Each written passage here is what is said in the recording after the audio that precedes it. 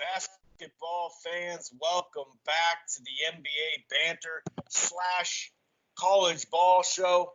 He's Marshall, I'm Chris, and we're here to discuss basketball in general, whether it's NBA. At the near the end of the show, we will talk a little bit about the NCAA because, they are starting to bend at the knee, so to speak. They are starting to bow down and realize their greed is starting to catch up with them. That select G League team is starting to apply pressure. So there is some updates as far as what they're willing to vote on in the future. So we'll talk a little bit of NCAA hoops a little bit later, whether it's allowing, them to make money some certain way.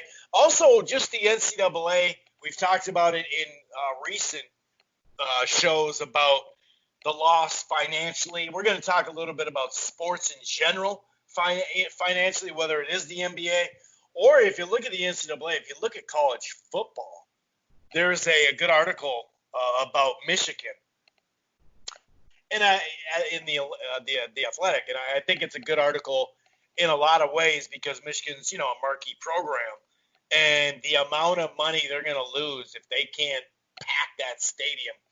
But we're going to start out with NBA. Definitely, the NBA has got something going on here May 8th that they're going to announce certain things.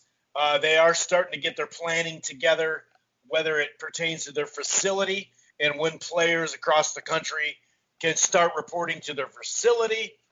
And that's a weird game, too, because it all goes on what you can get, like your state opening. Also, maybe you can get some special preference as far as business opening, like Minnesota here.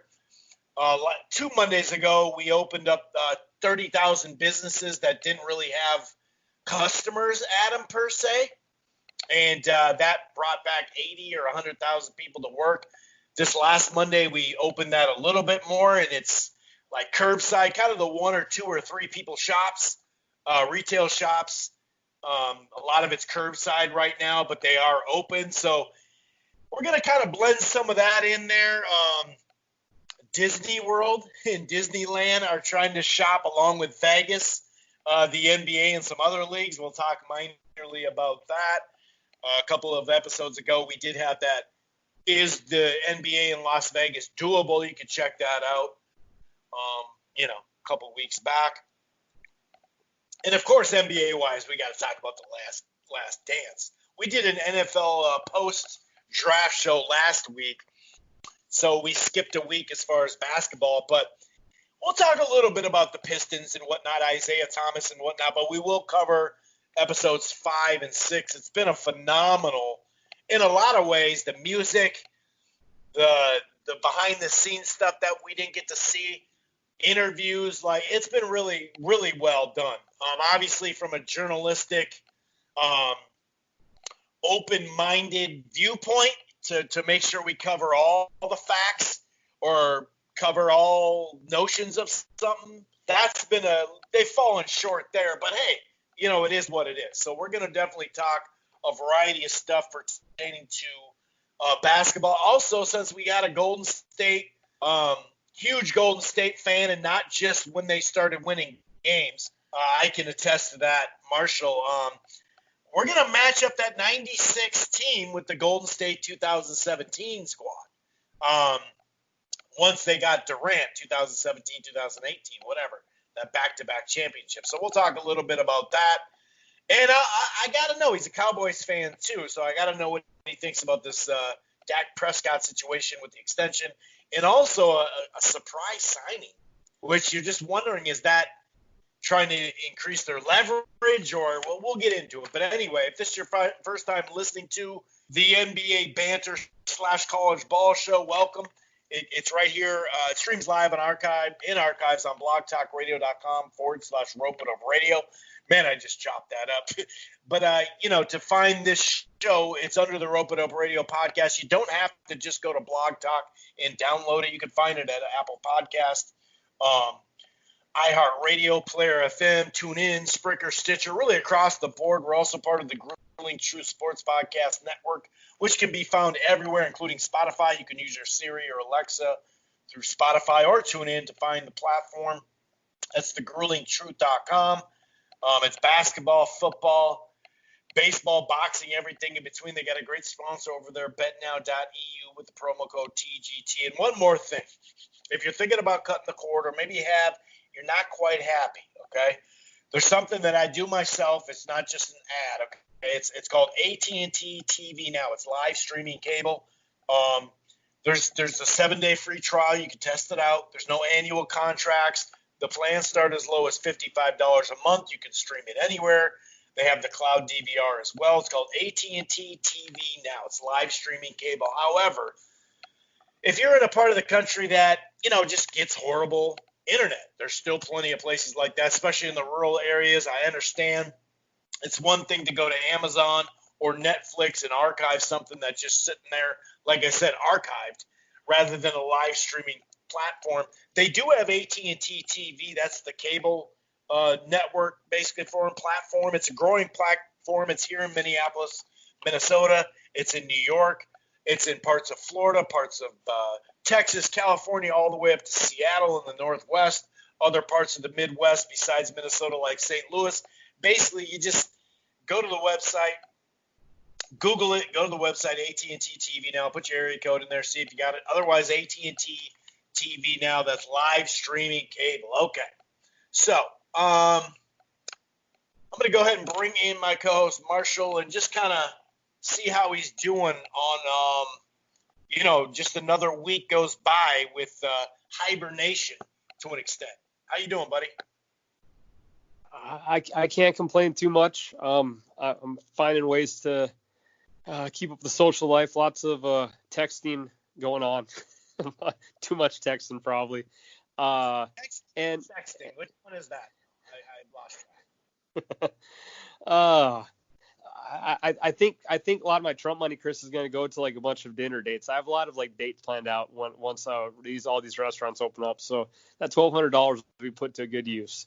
Besides that, life's okay. Just keep running, keep working out, and like I told you before the show, I'm saving a lot of money. Like when I can't gamble on sports and go out and eat all the time, my bank account seems to be a lot more positive. So again, once this ends, I'm not sure if that's going to stay the same, but if I wanted to save money and get rid of my credit card debt, this whole thing has kind of helped out my budget for a little bit. But besides that, last night I actually did watch the first episode of the Jordan doc last night, and I watched the other one this morning. I know we'll get to that later, but I've truly enjoyed that. I'm not sure if maybe it's the fact that we don't have a sport fixed right now, but I really think, as you said, they've done a great job on it. We've got a couple of different opinions, obviously, to share, and that'll be kind of fun later. And I was actually I talked to my dad yesterday when I was at the park, and I mentioned the NCAA. And it's so weird, Chris, how a committee for literally almost probably 100 years now or so has been so against ever giving these kids money, But the second any other plan comes up which would deviate from them making money, oh, you know what? Right. These plans aren't so bad. We can be flexible. Let's make something work.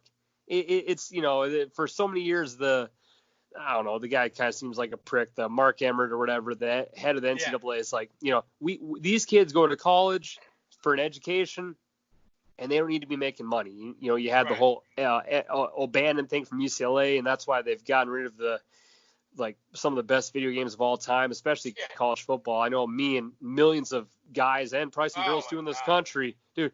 You got to make your own recruiting class. I used to love the recruiting cycle and just the names and everything. It was funny.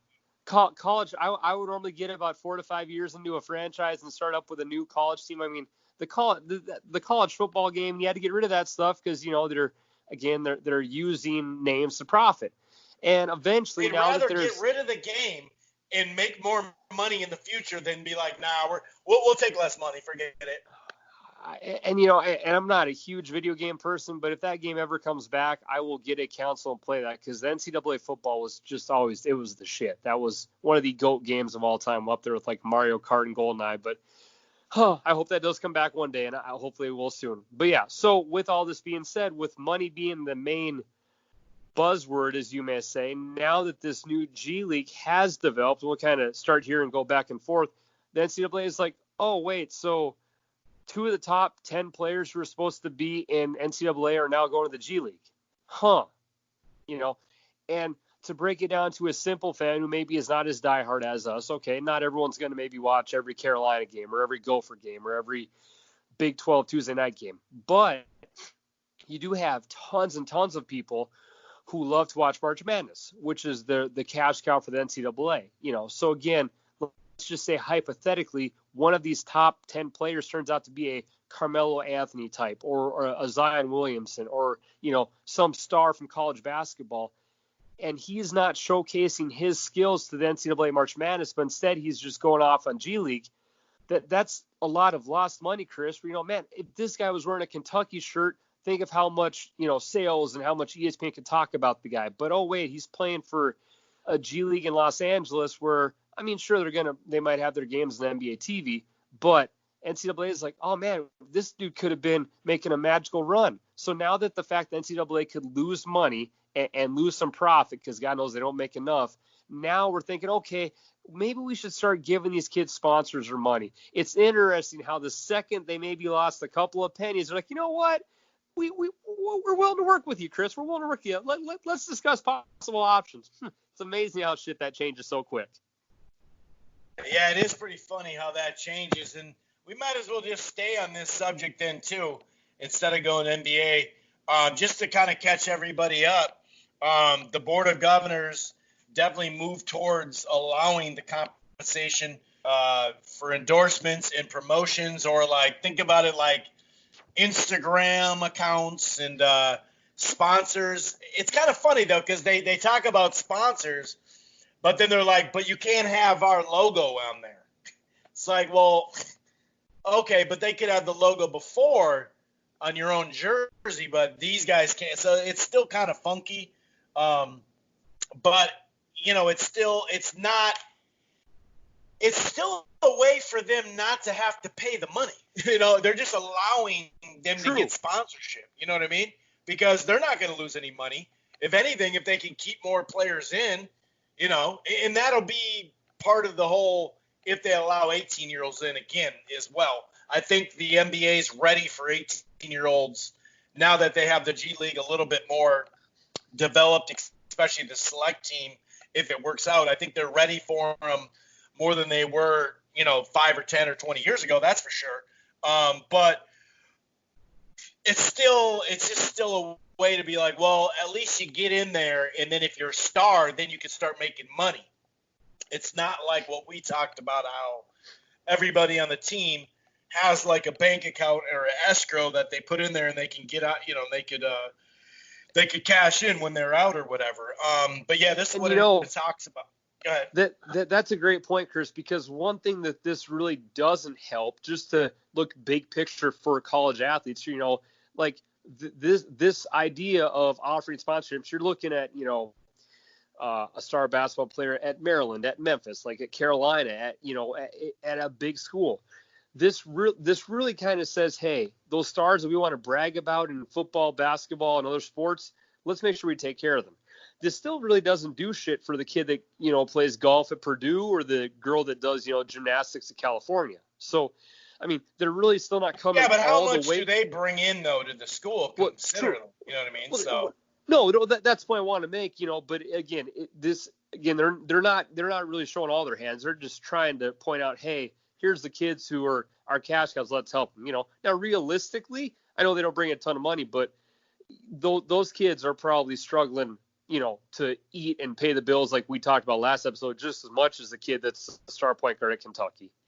So realistically, if you're going to look at it this way, it would kind of be nice to maybe even give them a small piece of the pie. Again, the girl at Arizona State that does gymnastics is not quite bringing in what the quarterback does, but maybe with this process happening, Chris, maybe this opens the door for potentially even being somewhat of a stipend in some way, shape, or form for all the athletes, because all of them do go through the issues. But at least now the NCAA is saying, okay, the top 1% of y'all who are the studs, we'll try to help you out. But maybe 10, 15 years down the road, there becomes a little more of assistance in general. Again, it's not really, I know that it won't happen now, but kind of big picture, maybe this could open the doors for that to occur to help out college athletes just in general. Okay. Yeah, you're right. That's true. I guess my point is, if you look at golf and gymnastics, those two ones you point out, everybody has a different upbringing, no doubt. But the average golfer that makes it on scholarship and the average gymnastic person that makes it on scholarship compared to the average football player and basketball player, I'd say it actually is different. But maybe allowing them to work in the summers to have a little extra money, you know what I mean? The food thing isn't a problem for all sports now, though. I'll say that, because they did figure that out. But let's get through some of this before we start giving our takes too much here. Okay. But yeah, a lot of this is just to kind of get some of this stuff out of the way. They part of this stuff is going to be voted on in January 2021-22. A lot of it. Oh wait, they'd like this rule to go in effect for 21-22. And so a lot of this stuff still needs to be voted on officially.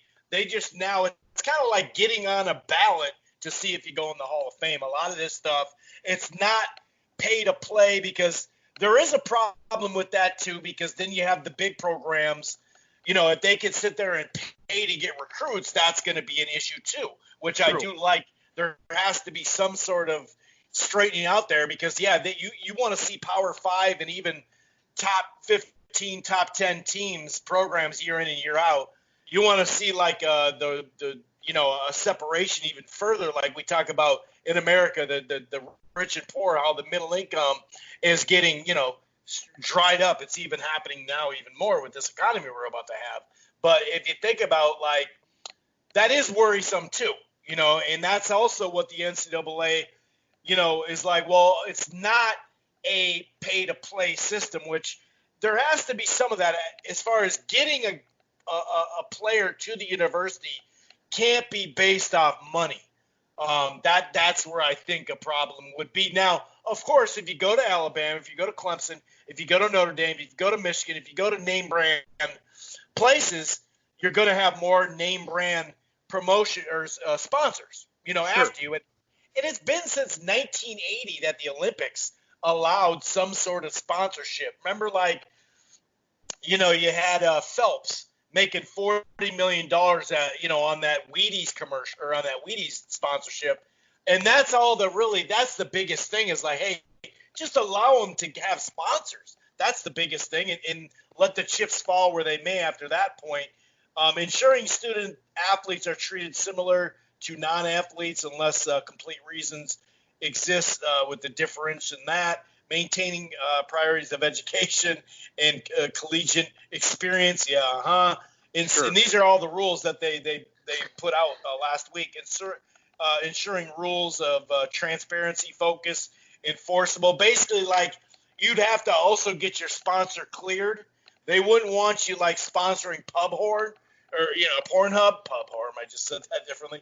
Pornhub, like that. They would. There is some stuff you'd have to go through and get permission, and obviously there's a layer of where does that agent fall in there and help you, and how early can they sign, and all that. So there is some stipulations that play in here, but that's basically what the NCAA have now. The governors of it, the committee, the major committee of it, the main committee, I should say, they've now said that we will allow it. We gotta vote on it officially, and then you look at California in 2 years, they do have that Ed O'Bannon, that college thing. That's going to be something that they're going to have to address. And so that it's not like it's a done deal, but it is a step in the right direction. What were you going to say? Well, and I like you bring up that point, because one of the angles to look at is, okay, when do we decide at the time of, okay, let's say made up kid named Nate Jones is going to be a point guard at Carolina, and Nate Jones is looking at a couple different schools, and let's say Nate Jones agrees to get like an Adidas sponsor, okay, but then Nate Jones goes to play basketball at Carolina. So you now have a kid who maybe has been given the sponsorship to sport Adidas gear, and you're going to a school where people rock Jordan. So it'll be interesting for me to see kind of how they do that details of when can a kid agree to a sponsorship, and if he goes to a school that rocks Under Armour and you sign with Adidas, how does that play out? Or do you simply have to only get sponsorships from clothing gear, which would be the main push, and you can only rock out what the school wears? That's something that will be, I think, interesting, because I doubt you'd make the kids wait to decide. Who knows? But that's one thing. Or you'd be in the commercial for Adidas, but then you wouldn't be. You'd have to still go with what your team goes with. You know what I mean? Yeah. So a lot of this is just you can now star in a commercial, that type of thing. I don't think that they'd be forcing you to wear a certain gear like that. Okay. You know, it's not like a Adidas deal for LeBron. You know, it'd be a little different. You know. Yeah, I guess I'm just curious overall to dig into that a little bit more, because I only say it, Chris, because just the natural first reaction, and hell, being a high school teacher, is everyone loves nowadays is shoes. I mean, the generation of like teenagers right now, especially teenage boys in our country, I mean, shoes are talked about, you know, like it's almost like they're as important to your image as your cell phone. So I'm assuming that's the main angle they're going to want to look at for sponsorship. So again, you know, how will this play out with the schools? Who knows? But it'll be interesting to see kind of how they delve into that. And as you said, maybe do the commercials and then wear the different colors. But it would be kind of weird to see made up guy have an Adidas commercial and then wear the Nike shoes on Saturday. But we'll find out. We'll see. But overall, I think we're both very happy with this, because it's at least giving these kids who are making a lot of money a chance to, you know, benefit themselves more than just paying their university presidents. Yeah, and a lot of it is you get on the team, then you get in the lineup, then you start your season, and then you could see if you're a star that would get promotions. Like, sure. Yeah, if you're LeBron or something, or like one of these guys like Zion, some guys that people know about before you're getting in, those guys will probably land a deal once they're at school, like officially. But it has nothing to do with, and this is kind of what they're talking about too, this article in Sporting News. Like, for instance, 90% of the college teams will no longer be relevant. Well, that's not necessarily true, because right now you have a similar situation anyway, where some of these smaller schools aren't going to be the same brand. Schools will form marketing departments to make deals for athletes. That is actually prohibited in what they're going to vote on. Schools will be recruit by promising the arranged appearance fees. Appearance fees will be another thing that you could show up someplace and get paid maybe in the summer or something like that. That's going to be different. Fair market value established by what a party is willing to pay, and the NCAA has no business in interfering. Sorry, no, the NCAA is fine with allowing athletes to earn what the market typically pays, but not what some overzealous booster, meaning the boosters are still going to have rules and all that. Schools in the biggest markets will have the biggest advantage. Yes and no, because actually college, especially college football, there's not many big cities in college football if you think about it. No. At all. And actually, Tuscaloosa is a small town. That's literally a you're blocking town, your Chris. mic or something. Oh, sorry. Yeah, like Tuscaloosa, is that better? Yep. Yeah, Tuscaloosa is a regular. I bet it's probably population 30,000, and probably 18 or 20. You know, probably 70% of that population, wherever it is all the college kids. So that's a great point. I mean, almost every. Michigan's and Lansing. Lansing's not a huge city. Kentucky, the Wildcats. Absolutely. Yeah. So, yeah. So that, I don't think you have to worry about that, because you're not just going to go to some, all right, I'm going to go to a city because of the city. It doesn't make sense. That doesn't even now happen in the NBA like it used to. I mean, you could be in Oklahoma City and be a huge star. So I think it's varying away. Since we're on this topic, we were going to save the NCAA for later, but fuck it, we're here. So we might as well just finish it off. But just to kind of go off what we're talking about as far as the potential like loss in revenue, if we talked about the NCAA, we talked about it from a college basketball perspective in March Madness in those 3 weeks that they missed out on, and the payments are way lower than they were going to be, yada, yada, yada. But when you look at, for instance, and that's where the athletic.com has this Michigan article. And right now, Michigan's going through like 12 to 20 different financial forecasts, just to give them a kind of like these models for the coronavirus, like give them a wide perspective of what potentially could happen and then what they're going to do and certain things that they're going to have to do. Because even folks, I mean, the people that rely, well, there are people, obviously, but like the schools that rely on college football that much, in one way it's going to hurt them, but they also have built up money from this, and they've expanded and rebuilt in like an engineering school is bigger because of that. They have different programs that they've helped, not just the facilities, for football or basketball, but the whole, the technology and all that. So some of them already got a major head start, but there's also some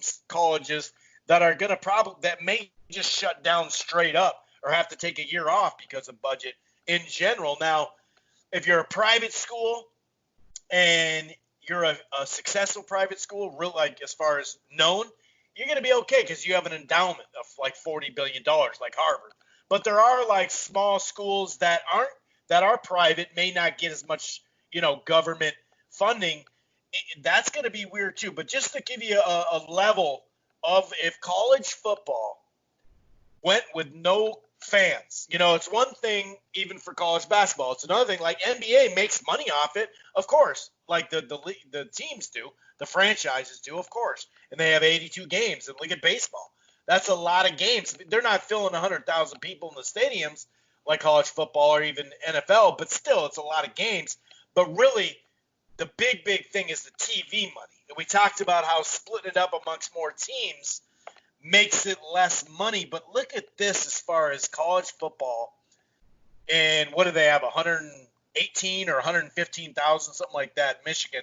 So football accounted for $122 million of Michigan's athletic revenue in 2018-2019, according to the documents, of U.S. Department of Education. Roughly $75 million of that revenue came from ticket sales and donations tied to ticket purchases. The annual payout for the Big Ten, driven by league TV contracts of the Big Ten network, of course, as well, has been reported at $50 million. That's a lot of money tied up to college football, of course. But think about that. $75 million of the 122 is off of ticket sales. And you're getting $50 million from the big networks and your own Big Ten network.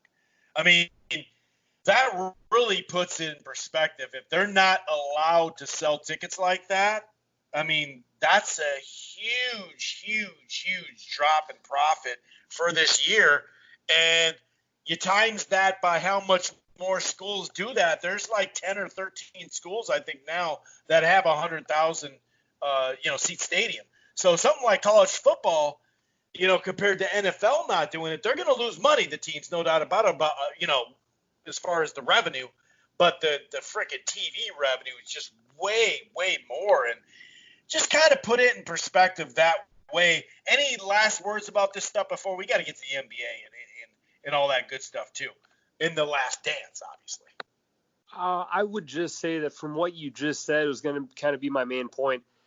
And I know college football fans maybe be considered the craziest.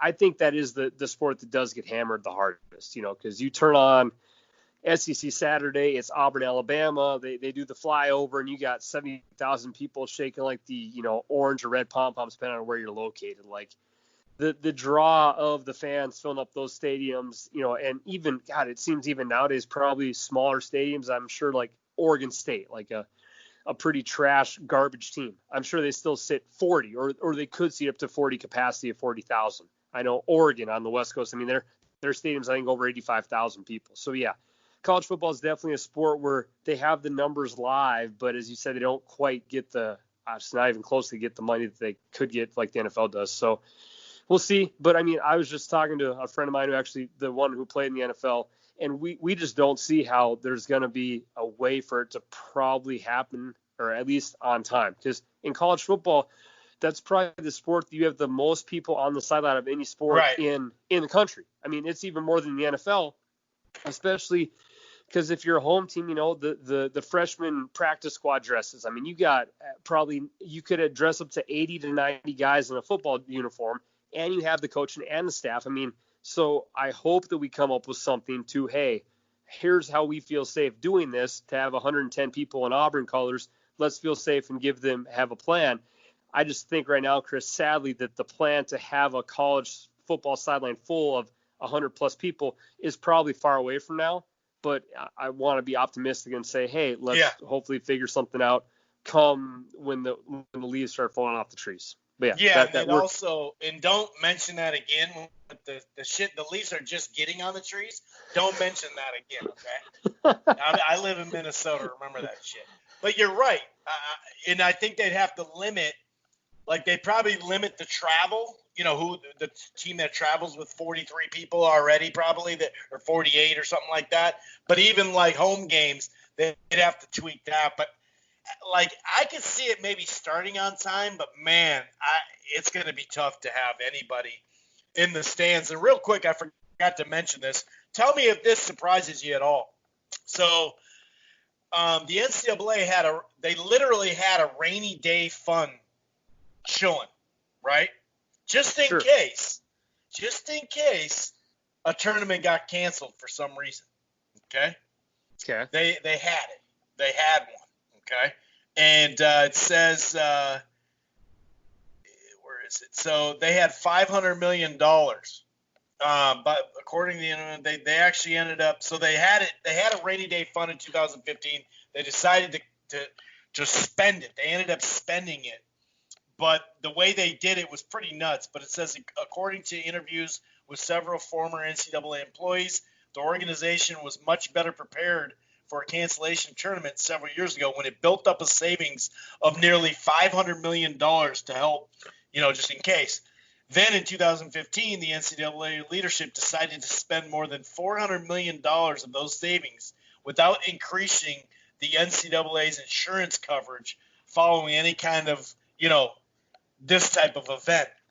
And I mean, talk about a managerial error, dude. Does that really surprise you at all that the NCAA had $500 million just chilling for a rainy day and decided to say, you know what, let's spend it on something else and let's not help out our insurance either so we can recoup? Does that surprise you at all?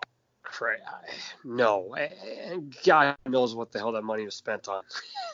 that doesn't surprise me at all. I'm sure that, and it goes to show, hey, how did they have $500 million of a slush fund? I doubt they printed that money from the Capitol.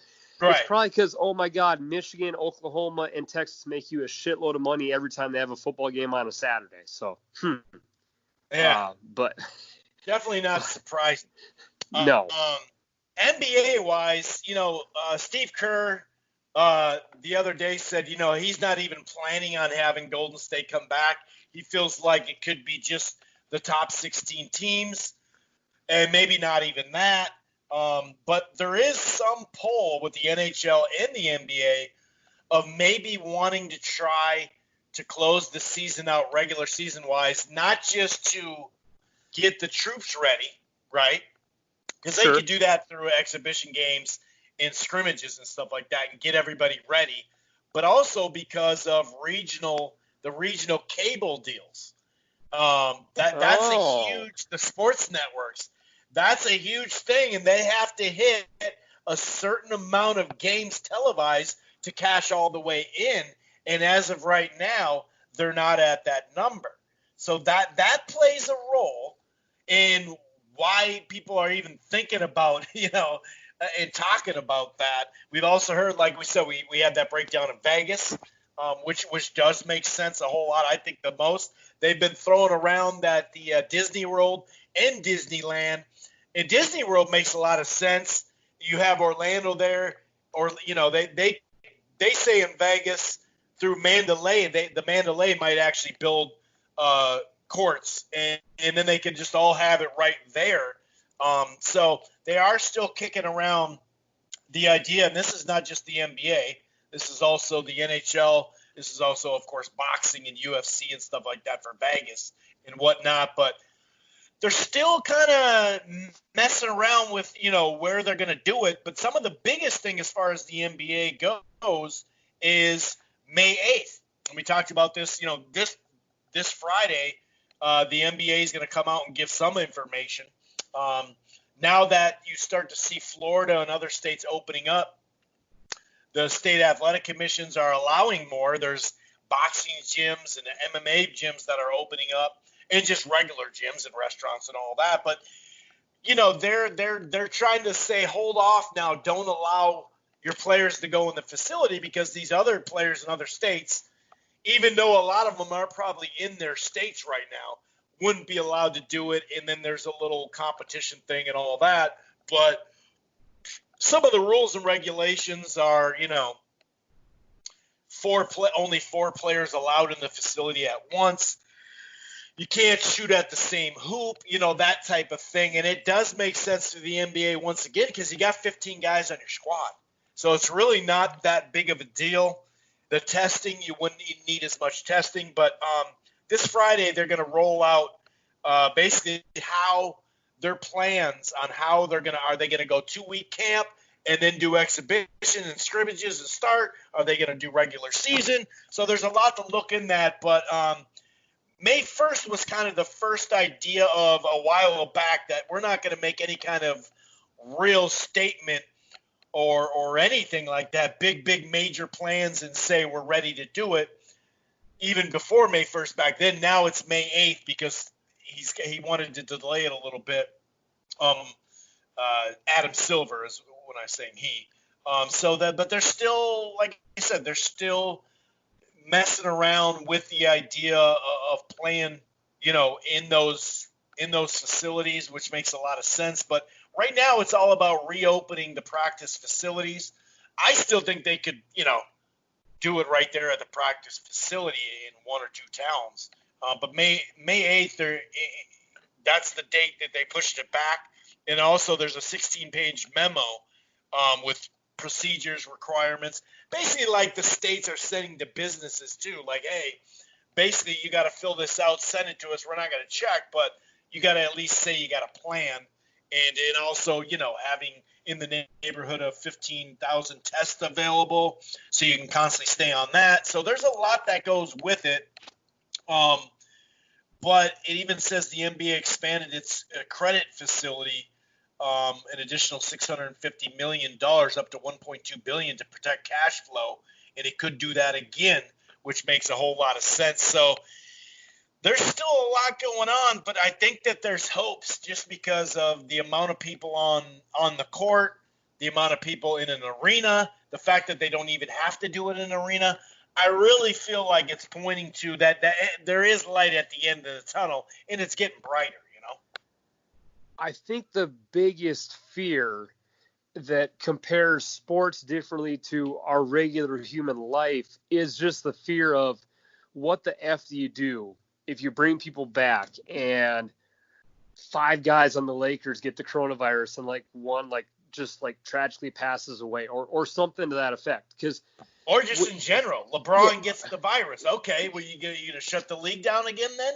Like, who wants to watch that shit without LeBron, And that's the thing, for example, this has been brought up in baseball. Maybe you expand the rosters to a bigger number. So, hey, even though Scherzer from my Nationals is a star pitcher, if he gets sick, you got a kid from AAA, But for the sports, and that's why it's different than society, there's a lot of people who went out to restaurants this weekend, and a lot of people were opening up businesses across the whole state, and some governors who want to go gung-ho about it like crazy.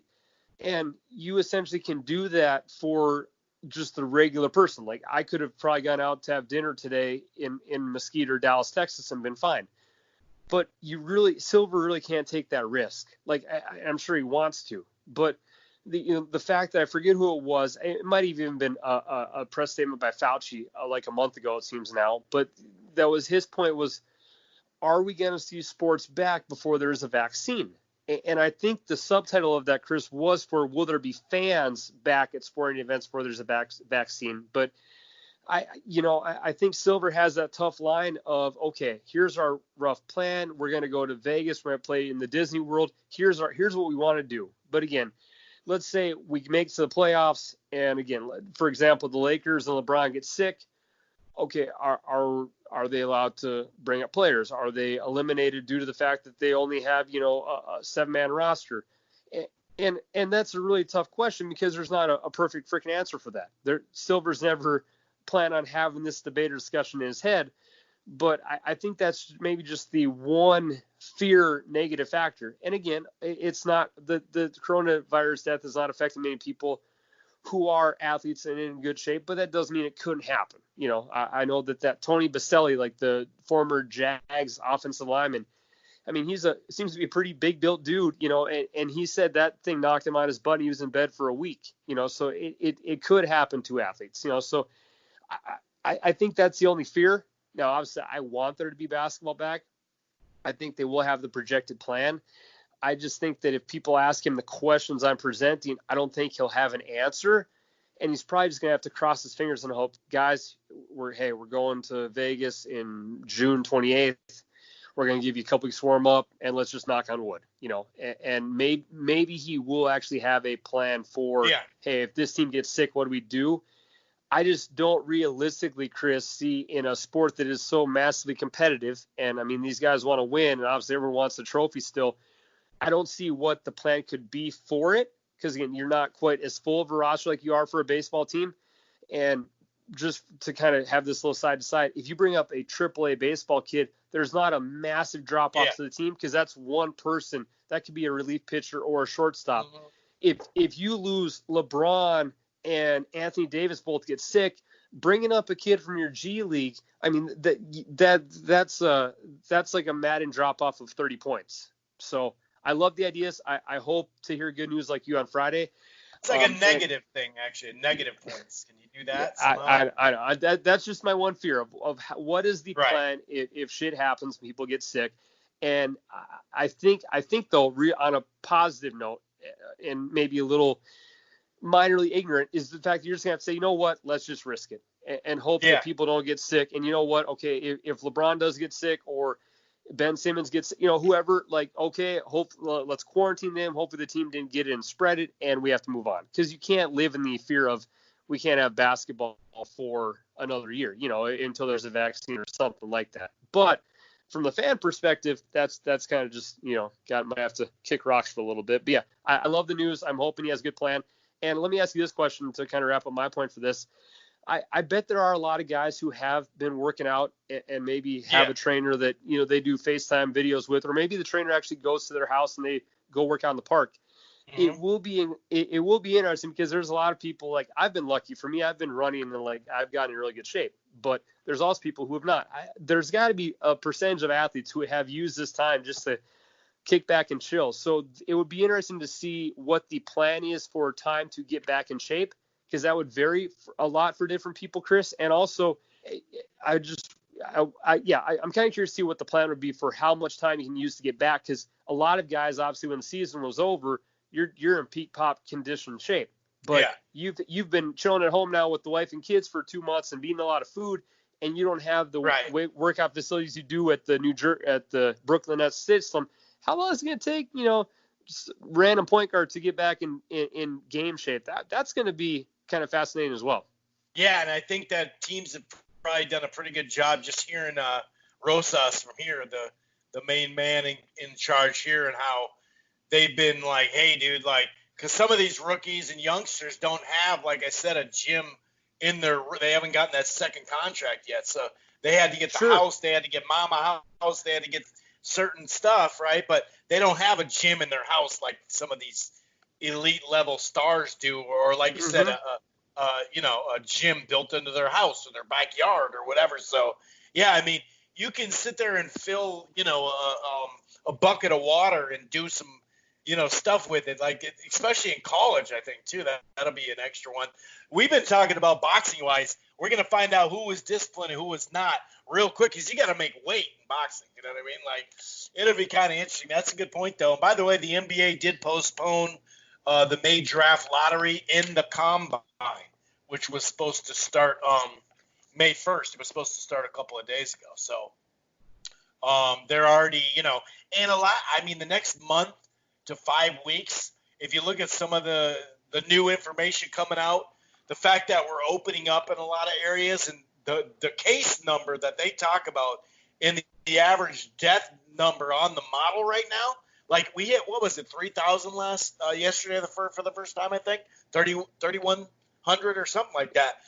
They're saying that 3,000 might be a number that just sticks for a little bit, which then if you look at cases going up, like per day, that's where it's going to get tricky. And this whole thing is like we really don't know a ton about this stuff, man. We think we know, we think we can do this, we think we can do that, and sometimes we can. It'll be just fine. Other times, not so much. Okay, so we got about 15, 20 minutes left. Let's break down some of this stuff here on The Last Dance. Like I said, I've had a tremendous time just watching this thing. I lived it there. No, I was not a reporter. No, I wasn't doing a podcast at that time. But when you're old like me, you lived it. So there are some things that they're failing to mention, or I think they've pretty much, shit on Isiah Thomas to an extent where I just don't think I don't think they're being straight up with that. But, did you really think that it was going to be a tell-all? I like how they got into gambling, but they did just kind of spread it out. It is kind of funky that there wasn't a ton of investigation done on certain gambling debts and whatnot and characters. He said, well, I was playing golf with someone I didn't even know. I don't believe that, to be honest with you. I don't believe you're just playing a random golf with these dudes. It's not like you're playing with the CEO of some huge company or something like that. I think you kind of know who's who and what's what. And we'll get into this as they address why did he quit after this last year that they were talking about, the three-peat. We'll get into that next week, too, because there is some conspiracies of that as far as was there a suspension or he was going to get suspended, but they didn't suspend him. And, Andre Agassi got popped for cocaine, and they didn't suspend him. They didn't even tell anybody back in the day. I'd have to say that Jordan Agassi was a youngster selling a lot of, gear and being, helping the sport popularity-wise, but obviously nothing compared to Jordan. But the one thing I'll say about the gambling thing, I'm glad they brought it up, and that's why you wonder, man, you were so competitive. How the hell could you have quit? That's what throws me off, and obviously he's going to detail a little bit more, but some of the gambling, like they say, well, he wasn't doing anything wrong. Well, hold on now. You can't gamble on a bus legally. You can't. It's illegal. You can't gamble at home for money, technically. I mean, if we're being honest. Technically, you're breaking the law, whether it's $1 or thousands of dollars. You are actually breaking the law. In the hotel, if you're not in Vegas, in the hotel, you are breaking the law, technically. I worked at a brewery where years ago, people on the corners of the bar would shoot dice or play cards or whatever, and they had somebody bust them. Like, it's actually against the law, and it still is today. So that whole thing of, well, he wasn't doing anything wrong, was like, well, I mean, technically, yeah, you are breaking laws, but I get it. A couple of quotes off the gambling thing. It's been pretty funny. Like, he's like, well, I haven't had to sell all my stuff and sell my house. It's like, well, dude, you can have a problem without having to sell your house. I mean, you're making $35 million a year. I don't think you're going to sell your house like that kind of problem. But I haven't divorced my family or anything like that. But another line that I loved was, how much you want to bet I can stop gambling? That was a Jordan quote. It's like, I mean, it's kind of in right there, So I like how they're breaching the gambling, and I like it showing his competitive nature and just gambling on tossing quarters, and how that security guard gave him that shit was funny. But I'm glad that they're at least getting to some of the gambling stuff, and that Atlantic City being down 2-0 thing. I'm glad they brought that up. Yeah, it is. Jordan's going to obviously kind of have the last say. I know the documentary focuses on the 98 Bulls team, but I mean, there's no way he would give all his time into this and like have his mom and dad appear in it and brothers and sisters if they're going to, completely trash him. No, I mean, they're obviously not going to hammer him. I think they're maybe, I don't think they're completely kissing his ass. I think they're maybe hinting at stuff. But yeah, overall, I don't think Jordan's going to green light, hey, you blew this, and this. And they did mention him being subpoenaed on one deal where he admitted to the gambling. And I think there's another big trial as well. I'm not sure if they'll get to that. But yeah, the gambling thing, obviously, it was a big thing for him, but he also has the money to make up for it. Just like there's, I want to say, I'm pretty sure. You can still have a problem, though. Sure. Just because you're loaded doesn't mean you don't have a problem, is my point. Absolutely. Like Phil Mickelson, like huge gambler. That dude loves to gamble, but he's also making, he's winning $15 million a year on PGA Tour. So you can lose a shitload of money gambling and still, have it affect your life. But just because you're a little bit more rich than other people, then you can, I completely agree. You can have an issue and, just because you're rich, kind of cover up and make up for it.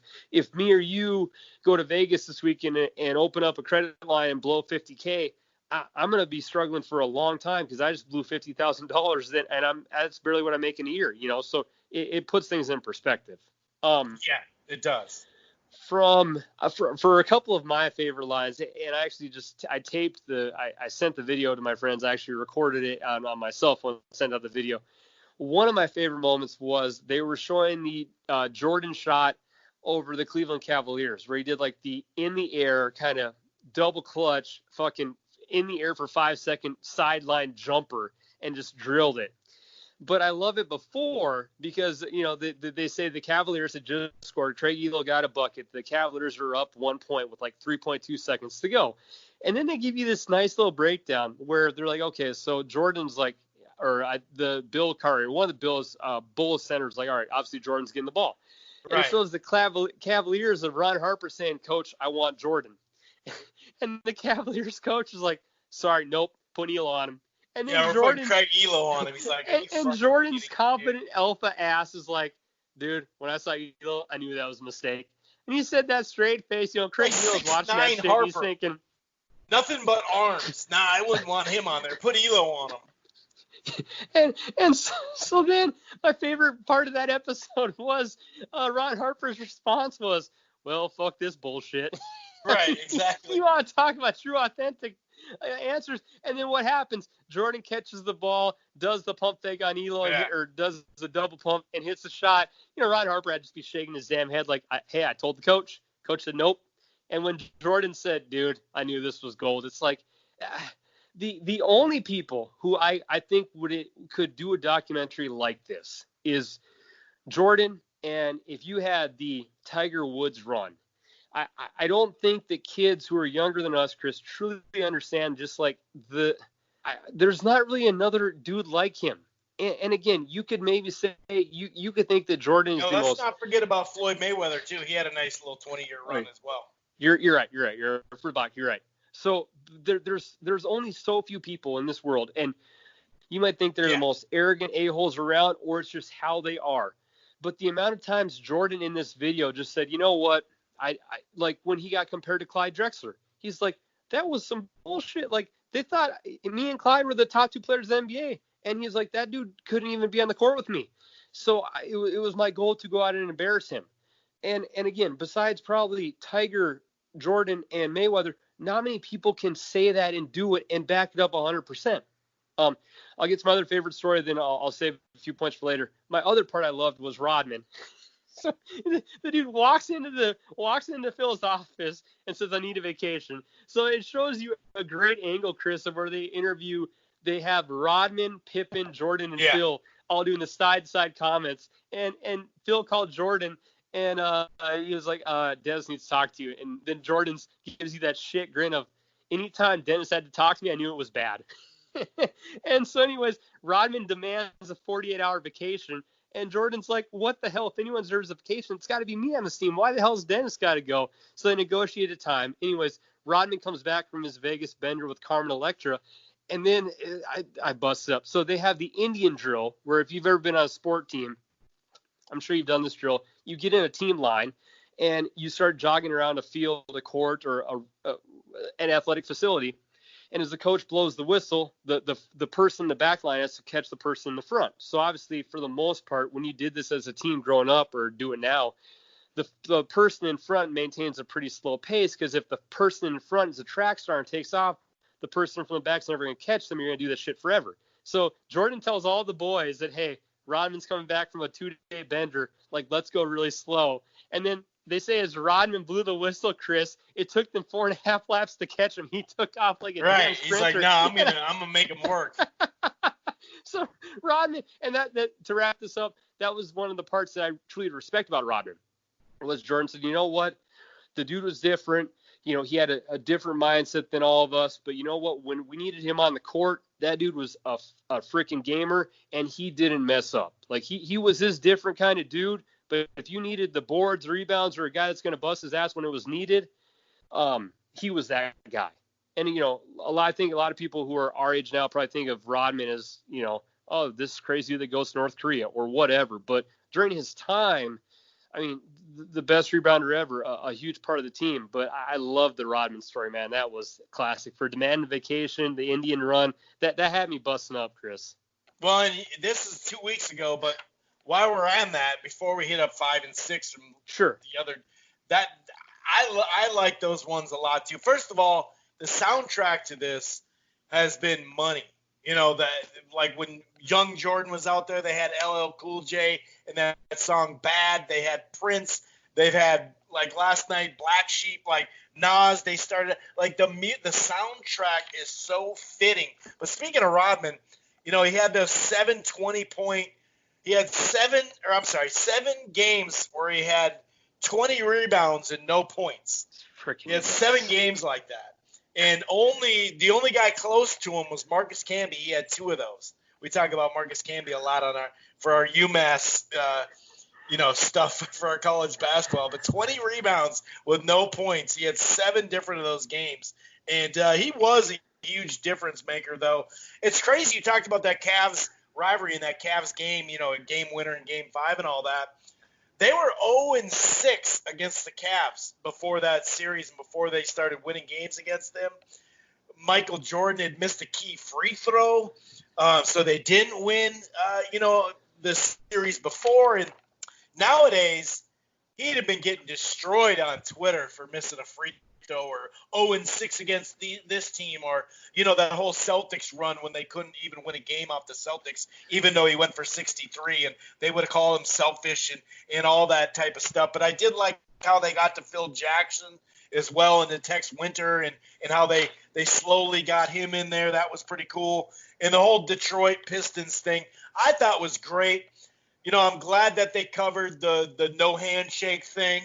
But once again, I still think they covered it half-assed, because although they did cover, the Celtics doing that to the Pistons, they say, well, Kevin McHale handshaked at least. No, Isiah stopped him and grabbed him, and then they handshaked. He was walking off the court during the game. The guy was at the free throw line, and they walked off the court on the court, not just on the sideline. Literally during a game, the game was going on. It was a live game, and they walked off the court. So I liked how – and another thing they missed on Lambeer said, let's do them how Boston did us. And they walked off the court. They got swept. So I understand the poor sport part of that, but you do have to go with everything when it comes to that. You can't just leave out some stuff.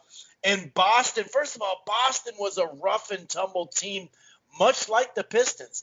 I mean, you could see McHale, clothesline, and Worthy. Like, there was plenty of rough and tumble stuff. And even when they talked about the Knicks, which we'll get into in a second, there was plenty of rough stuff that gets into it. Another thing is the amount of disrespect before the game was even done. They were up 3-0. The Pistons, you know, they didn't just get old. Sure, that they later in that year, Isiah Thomas did fuck up his wrist and miss like 40 games. So he wasn't maybe 100% or whatever. But the game before that, I mean, some of the quotes from Jordan, the Pistons, this is before they won the game to win the series. The Pistons are an undeserving champions. The bad boys are bad for basketball. So they sat there and dumped on them up 3-0. So to act like, kind of like the whole Karl Malone thing, well, Wilbon forgot to talk about the fucking stitches, the 40 stitches that Malone gave to Isiah. So, and like I said earlier, it is kind of funny how you have a couple of people that kept losing to them in the playoffs, and that's who hated them. You know, so to sit there and disrespect the team that they weren't worthy champions, even though they had repeated, and there was only two teams before them that had repeated, the Lakers and the Celtics. They were the third team. So I thought that was pretty disrespectful to kind of forget about that stuff, and also to not have them on the dream team. I mean, just in that finals that they said that they had won, you know, the conference finals and the finals, you know, on a sprained ankle, Isiah goes for 25. Some other games, huge games, 25 points, 24 assists, 10 rebounds, only 2 turnovers, 30 points, 20 assists on 14 of 20 shooting, 23 points, 25 assists, 47, 17 assists. I mean, most of those I mentioned were playoff games. And I love John Stockton. But to have him out of the All-Star, come on, dude.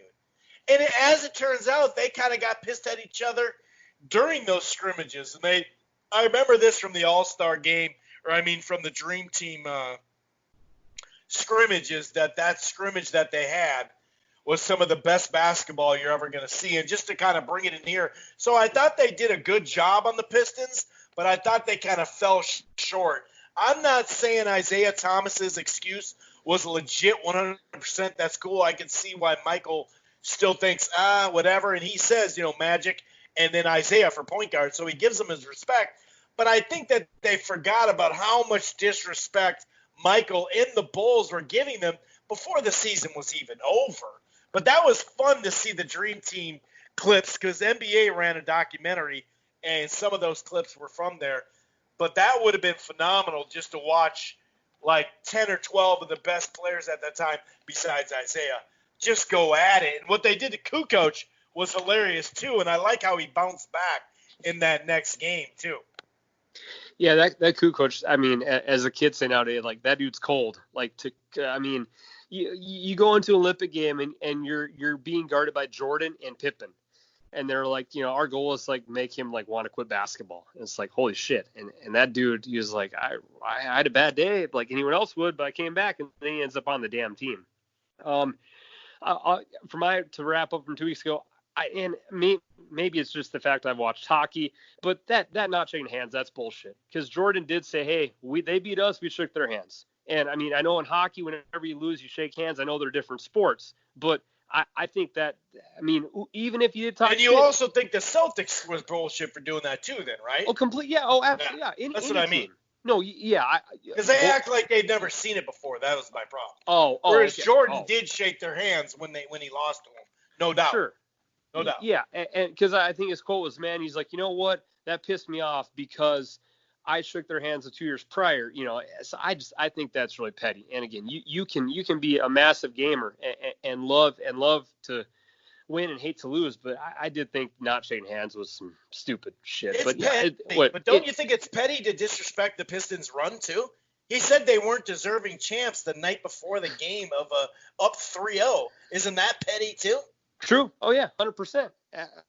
Yeah, and I mean, Jordan was the guy that he wanted to make bulletin board comments, and also he remembered them because after he hit the shot over Elo, his quote, and I won't say this completely, but he was like, "Go home, MF people," because all the people, right. The news writers in Cleveland said the Bulls were going home before the game, so probably not a good idea to piss off Jordan. So after he hit that bomb, you know, he said some very inappropriate words, and Wilbon actually says it unedited in the show. I'm a little bit surprised ESPN can get away with that. I mean, I enjoy it, but I'm not quite sure how they just have to pay fines. Oh, that's all you've ever had to do it. The only thing is you lose your sponsors on some networks if you did it, but they're not losing sponsors. It's actually easier to cuss on air on television than it is radio. Oh, true. Well, I suppose that makes sense. And to go through the Last couple, or I should say last 5 and night shows. 6. Yeah, 5 and 6. Yeah. Again, I like they were moving a little bit even towards more basketball clips. Like, again, I know that obviously they win, but I kind of enjoy seeing like these, the Barkley Jordan was just awesome. Like, to hear Barkley say, hey, this is, I thought I've never played someone who I realized was better than me. Barkley always thought he was like his own personal GOAT. And he's like, dude, I ran into Jordan, and Jordan didn't let us lose. And it's funny because in game 2 of the finals, like Barkley carried his team to the finals, and they kind of went back and forth. They're like, Barkley said my team can't lose, but then Jordan does it. And I really thought it was, and I forgot this. I remember I've always heard the thing, Chris, that Paxton's 3, but so in the big game, in game 6 in Phoenix, the Bulls are close it out. down, are down 2 with like 10 seconds to go. So again, they go to Cartwright, I think, and they're like, well, so everyone knew the ball was going to Jordan, and Jordan throws it in, gets it back in like the back court near the free throw line, and starts to dribble. And before he gets to half court, I think Kevin Johnson was on him. He passes the ball, and you can see the whole defense kind of go like, oh shit. Like, I think he passed it to Pippen, who was at the top of the 3-point line, and every help defense completely collapsed. Like, the guy guarding Pippen almost fell down. And then Pippen drives down to the basket. So, of course, help defense comes up. They swing the ball over to Paxton for a 3 after a pass from Grant. And, I mean, the dude just busted it.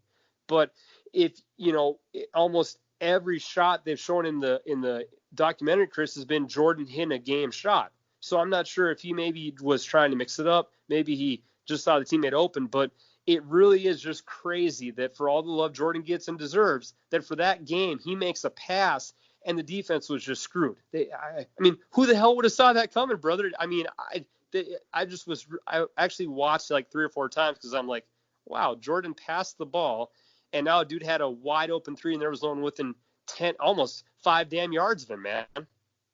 Yeah, and also there's games in these series, not just finals or whatever, but where Pippen, 2 out of the 5-6 games, Pippen was the man, Oh, sure. Or Steve Kerr, or Paxton, or B.J. Armstrong before him. Or Craig Hodges. There were times where someone would just go off, and it wasn't Jordan. He was like the all-purpose guy. But yeah, that was interesting. I definitely remember that game, and he was so wide open. It was just like, oh, dude, it's Paxton's money from that. That's his shit, though. He'll hit that, definitely.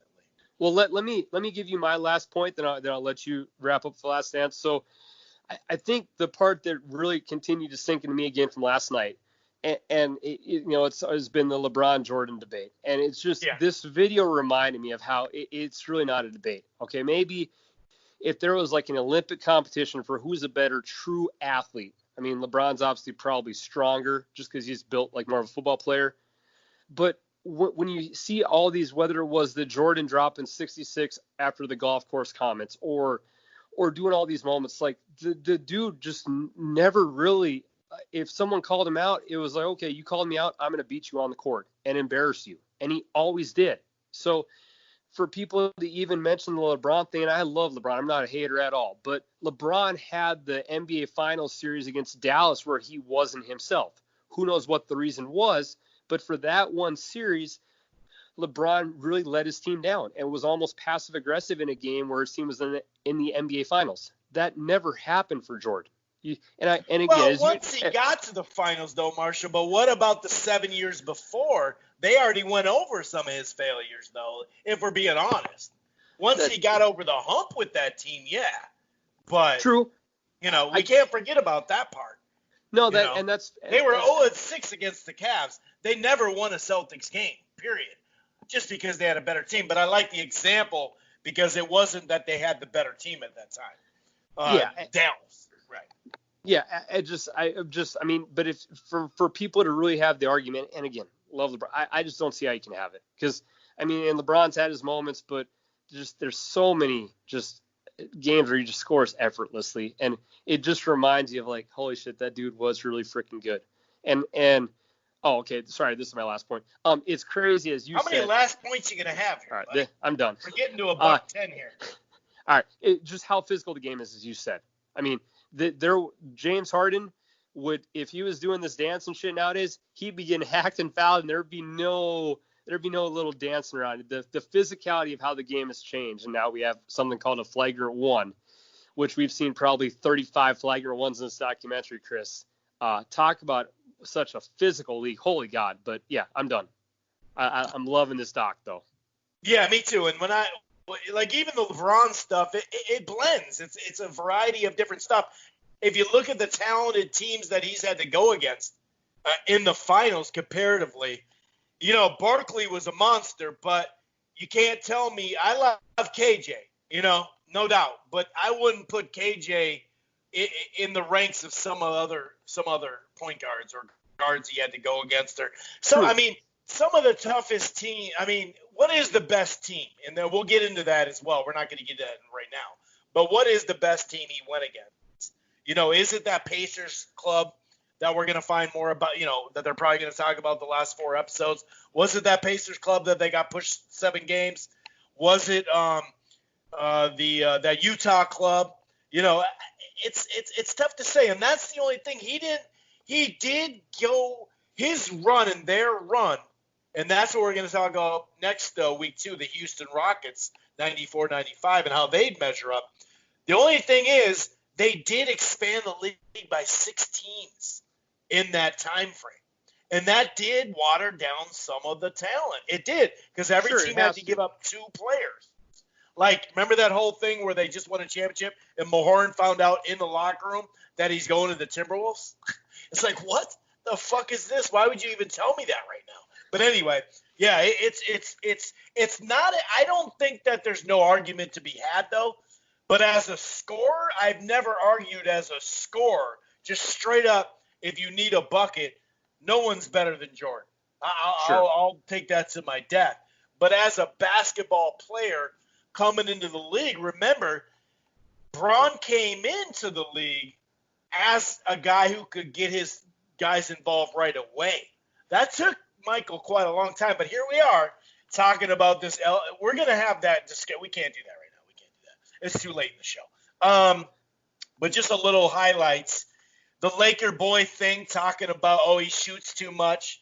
That was pretty funny, talking about Kobe at the All-Star game, the Laker boy, that little Laker boy and stuff like that. R.I.P. Kobe, obviously. But that was pretty funny. And, because he used to be a volume shooter when he came in the league. That was pretty funny. I liked how he wore the Jordan 1s at MSG. He said his feet were bleeding, but he couldn't take them off. Another example of the soundtrack. Episode 5 opens with Nas. Then they had Special Ed, I Got It Made, for those who know that. That kind of birthed the whole air part of it. But his feet were bleeding. That was hilarious. I did like how, just to flash back, how they knew they had to bulk up and get more physical with the Pistons, and how they had to get over that top. It was kind of shaky, though, and people don't talk about it, but look how much bigger Jordan got in just one off season. I'm not alleging anything. He's not an actual player, but let's be honest, what the hell? But between Prince and Kumo D and Beastie Boys, the soundtrack has just been disgusting. It's been awesome. But couple of the Bulls Blazers first game, like you said, 35 points, 6 threes in that game. That famous shrug that everybody uses, even the guy that beat him. That was pretty dope to watch that. The whole Dream Team segment, that was cool with the coach. Now, the Reebok thing, it was really funny how he worried about, like, nowadays, if LeBron said, well, I can't have the Reebok logo showing, so I can't be on the stand with it, I'm going to put a flag on it, he would definitely get shit on for that because, well, putting corporate America first is messed up. Just look at that China stuff. He got destroyed for that on a level that's another thing, too, the amount of press people, but also Twitter. Like, when he says, I don't like people talking bad about me, I got sick of it, he wouldn't be able to handle Twitter. He'd have about 9 different, and same with Barkley. He'd have like 9 different burner accounts based off Twitter. He would get destroyed on Twitter because that's not, you are your celebrity might, but also some people got riled up last night about the political thing and how he said Republicans buy shoes too. And that's a fair statement. But when you look at that race, don't look at it as the first black senator or whatever. Look at it as Jesse Helms. And that even bugged me back then because Jesse Helms is known for some really ignorant, not only things he said, but actually he put in action. And to not go against Helms in North Carolina, there's just you don't have to be Ali to go against Helms. You know what I mean? Like, this guy was a degenerate, an ignorant degenerate. So, yeah, it's really not much to ask for, pumping up this guy a little bit. I thought that was good how they did that. But that also showed you celebrity MJ, but also corporate MJ Nike didn't call him and say, hey, don't have that Reebok shit. He thought of that himself. So I liked how they showed that. I did forget on his last season that the Georgia Dome, that they had 62,000 people in the Georgia Dome. I had forgotten that. Another thing that's kind of funny, you saw this in baseball a lot. I remember with the Twins, the locker room, you were able to drink beer right after the game and sit there, and they had a cooler, and they'd get drunk on a Friday night or a Saturday night. And it was pretty funny to see them, at the card games and all that, but having a nice cold beer when it's over. And just how different that is. I'm going to have a beer or two, then I'm going to talk to the press and how different that was. The Jordan Rules, that book, that asshole dude who I thought didn't necessarily, was on the up and up, that Sam Smith dude. But then to blame it all, and this is another thing, to blame it all on Horace Grant, and that's it. Even B.J. Armstrong's like, nah, it wasn't all him. But that was pretty crazy. That 93 three-peat with the Knicks down 2-0, he was 3 of 13. Then he had a horrible second half in those games, and that's when that whole Atlantic City gambling thing popped up on him. So he started to get a little bit of, of that stuff. But Oak Tree and Starks and Ewing and Xavier McDaniel, that was fun. I thought I could have sworn it was 1-1 and the Knicks got up 2-1, but I forgot they got up 2-zip like that. So like I said, I liked how they did start to cover some of this. The Phoenix thing with Barkley was pretty nuts. If you look at Barkley, that series, 27 points, 13 boards, and 5 assists. Draymond always talks about Barkley once in a while, and for good reason, but Draymond and Barkley aren't the same player, obviously. But Michael Jordan, that 92, that year where he had becoming the first player to win a league MVP, finals MVP, and won a gold medal. That was freaking nuts, dude. And that is when he took that extra step of stardom. And I could see how it was very stressful. The only guy to ever do that in 1 year, well, we know his name, LeBron James. So I complain about some of this stuff, but it's all in good fun. But I've loved this, the soundtrack, the highlight reels, and like you said, just the way they've captured the physicality, they've captured the game stuff. Like I said, I do love that when they broke that down. I cannot wait to see that Pacers, because a lot of people thought that Indiana Pacers squad was going to be in Mark Jackson. I forgot about the Knicks too, but a lot of them thought that was going to be the series that in the last dance season, that was going to be it in what Utah was giving them as well. But I will say Seattle and Kemp and Shrimp, Detlef Shrimp and Payton. I will say though, I don't know, comparatively, like Pippen's one of the best second guy out there. And Rodman, the best defender of all time, or one of the best defenders of all time. And you could play small ball with them. So I don't know. That whole LeBron, this has just put a bunch of gasoline on LeBron, because in the Jordan LeBron debate, because you do see like Jordan matched up with some guys like Danny Ainge and shit like that now, where you're like, dude, LeBron would destroy that guy. Like, and I'll say this, one-on-one, you can't talk me out of this just because of size. One-on-one, I'll take LeBron if they have a one-on-one game. Just because he's bigger, you're not going to be able to post him up. And he's technically a better outside shooter than Jordan ever was. But True. that also goes with where the landscape's changed since he's been in. And he realized, like everybody else, that they have to be able to shoot the three to an extent. But one-on-one, just playing, I got LeBron all day. But yeah, it's been phenomenal. We got to shut this thing down. Why don't you get us out of here, sir? We'll be back next Monday, though, for sure, regardless. Again, as always, stay safe, stay inside. If you're going to venture out, go to the park, get in a run. The boys are out. Have a great, great week. Enjoy this basketball documentary. Peace.